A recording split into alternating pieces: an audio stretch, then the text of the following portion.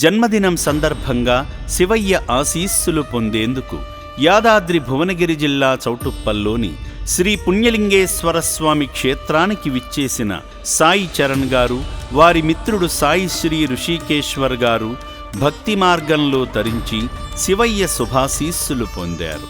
ముందుగా స్వామి చెంత వారి కుటుంబ సభ్యుల పేర్లపై వారి గోత్రనామమైన కౌండిన్య గోత్రంపై అర్చనలు నిర్వహించుకున్నారు. మహామహిమాన్విత దైవమైన శ్రీ పుణ్యలింగేశ్వరునికి అభిషేకం చేసి అపురూపమైన ఆధ్యాత్మిక అనుభూతిని పొందారు.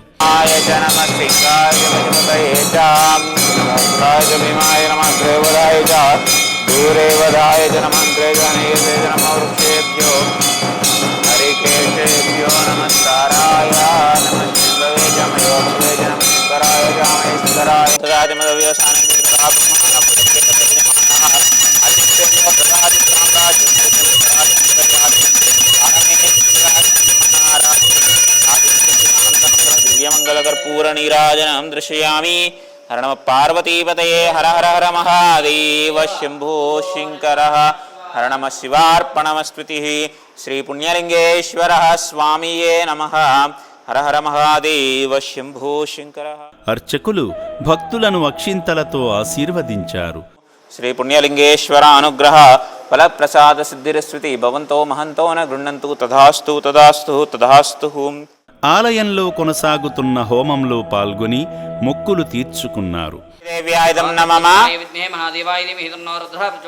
రుద్రదేవాయుధం నమః. గణపతేదం నమః. దుర్గాదేవ్యాయుధం నమః.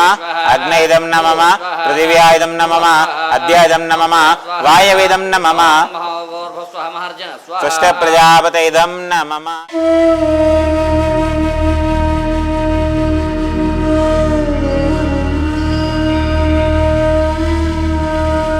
అర్చకులు పసుపు రాసిన ఇటుకలను భక్తులకు ఇవ్వగా వాటిని తీసుకుని శివాలయ నిర్మాణ పనులకు అందజేసి శివయ్య కృపకు పాత్రులయ్యారు.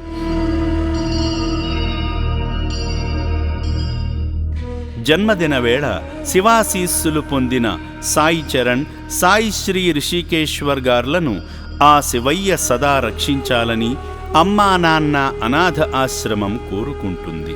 దాతలకు, సేవామూర్తులకు విన్నపం: ఈ అభాగ్యుల పట్ల మీ దయాహృదయాన్ని ఈ వీడియో చూడటం వరకే పరిమితం చేయవద్దని మనవి.